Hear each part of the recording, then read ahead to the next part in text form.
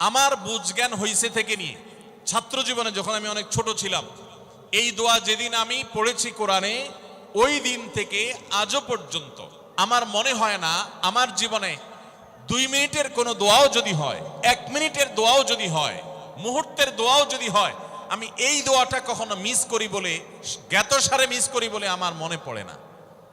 ছাত্র জীবন থেকে শুরু করেছি, আজও পড়ে যাচ্ছি। আলহামদুলিল্লাহ, আল্লাহর কাছে শুকরিয়া আদায় করে আপনাদেরকে বলতে পারি, এই দোয়ার সুফল আমি নিজের চোখে দেখেছি, আমি নিজে ভোগ করছি।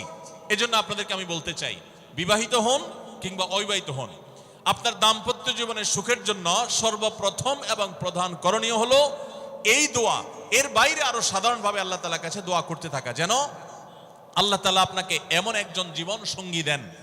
মা বোনরা দোয়া করবেন জীবন সঙ্গী, আপনারা দোয়া করবেন এমন যেন জীবন সঙ্গিনী দেন, যে জীবন সঙ্গী আপনার চোখ জুড়ানোর মতো হবে। দেখুন, আল্লাহর ভাষা এমন যে এই ভাষা তো অলৌকিক, এটাতে কোনো মানুষের ভাষা নয়। দোয়ার ভাষ্য লক্ষ্য করেন, আল্লাহ শিক্ষা দিচ্ছেন আমাদেরকে, রব্বানা হাবলানা মিন আজওয়াজিনা ওয়া যুররিয়াতিনা কুররাতা আয়ুন। হে আমাদের রব, আমরা আপনার কাছে এমন স্ত্রী চাই, এমন সন্তান চাই, এমন পরিবার চাই, যেই পরিবারের সদস্য আমার স্ত্রী, আমার সন্তানরা আমার নয়ন জুড়াবে, আমার চোখ জুড়াবে, এরকম মানুষ চাই। একটু ভাষাটা লক্ষ্য করুন। আমরা সাধারণত দোয়া করলে কি চাই? আমরা এক একটা দিক চাই। ধরুন, আপনার স্ত্রী মাশাআল্লাহ অনেক সুন্দরী, অপূর্ব সুন্দরী, তিনি আল্লাহ তাআলা তাকে অনেক রূপ লাবণ্য দিয়েছেন, কিন্তু তার যদি চরিত্রটা খারাপ হয়, তাহলে এই স্ত্রীকে আপনার নয়ন জুড়াবে, চোখ জুড়াবে, চক্ষু শীতলকারী হবে? আপনার স্ত্রীর চরিত্রও ভালো, দেখতে শুনতেও মাশাআল্লাহ সুন্দর, কিন্তু পড়ালেখা নেই, বুদ্ধিশুদ্ধি নেই, একটু বেকুব কিসিমের, তাহলে কি আপনার চোখ জুড়াবে? ভালো লাগবে?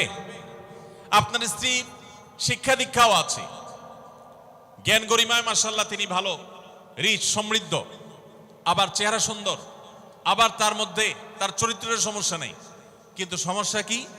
সমস্যা ধরুন তার ভিতরে এমন রোগ আছে, শারীরিক রোগ, যেই রোগের কারণে আপনার জন্য সেটা বড় কঠিন পরিস্থিতির মুখোমুখি হতে হয়। ধরেন দুরারোগ্য কোনো ব্যাধি আছে, মরণ ব্যাধি আছে, এমন কোন রোগ আছে যেটার কারণে আপনাকেও সাফার করতে হয়, তাহলে এই স্ত্রী কি আপনার চোখ জুড়াবে? ঠিক একই কথা স্বামীর ক্ষেত্রেও প্রযোজ্য, সন্তানের ক্ষেত্রেও প্রযোজ্য। আল্লাহ তাআলা এমন একটা শব্দ শিক্ষা দিয়েছেন, দেখুন, আল্লাহর কাছে চাইতেও জানতে হয়। উল্টাপাল্টা দোয়া করলে দোয়া পূরণ হয়ে যাবে, কবুল হয়ে যাবে, কিন্তু আপনার কাজ হবে না। অনেক যুবক আছে আল্লাহর কাছে দোয়া করে, আল্লাহ বেশি না, 1,05,000 টাকা চাই। অনেক যুবক লিখে দেয় আমাদেরকে, হুজুর দোয়া করবেন বেশি না, আমি আল্লাহর কাছে 1,05,000 টাকা চাই। আল্লাহরে টার্গেট দিয়ে দিছি, কত লাগবে? 5 লাখ। কেন? একটা বাইক কিনবে, যুবক মানুষ, রাস্তাঘাটে বাইক ছাড়া চললে ভালো লাগে না, একটা ভালো সেট কিনবে, না হলে ফেসবুক স্ট্যাটাস ভালো করে দেওয়া যায় না, ছবি তুলে দেওয়া যায় না। সাইফুল্লাহ ভাই ছবি তুলে দিতে বলছেন না, মাহফিলের ছবি তোলা যায় না। আর কিছু টাকা দিয়ে ছোটখাটো একটা দোকান কিছু একটা করবে, বিয়ে শাদীর ব্যবস্থা করবে, বাস, বেশি কিছু চাই না।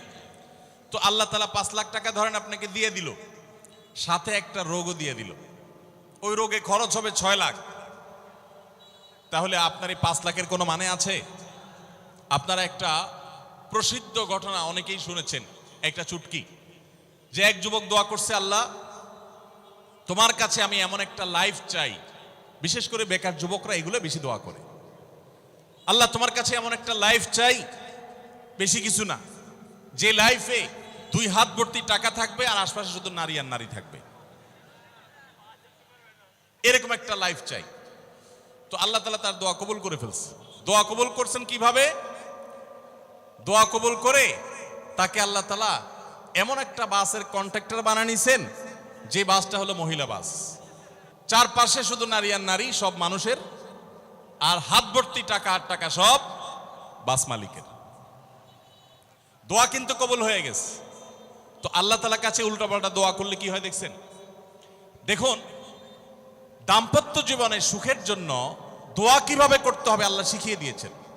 রব্বানা হাবলানা মিন আজওয়াজিনা ওয়া যুররিয়াতিনা কুররাতা আয়ুন। আল্লাহ, আমার পরিবারের সদস্যরা যেন এমন হয় যে তাদেরকে দেখলে আমার নয়ন জুড়িয়ে যাবে, অর্থাৎ নয়ন জোড়াতে হলে সব দিক থেকে পারফেক্ট হতে হবে, সব দিক থেকে ভালো হতে হবে, তখনই তো দিল জোড়াবে।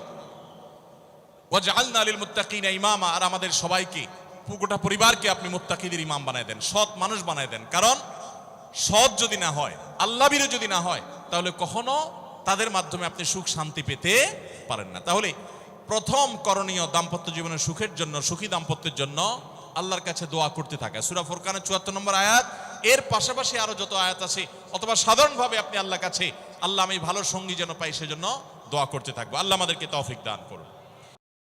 আস-সুন্নাহ ফাউন্ডেশন, উম্মার স্বার্থে সুন্নাহর সাথে।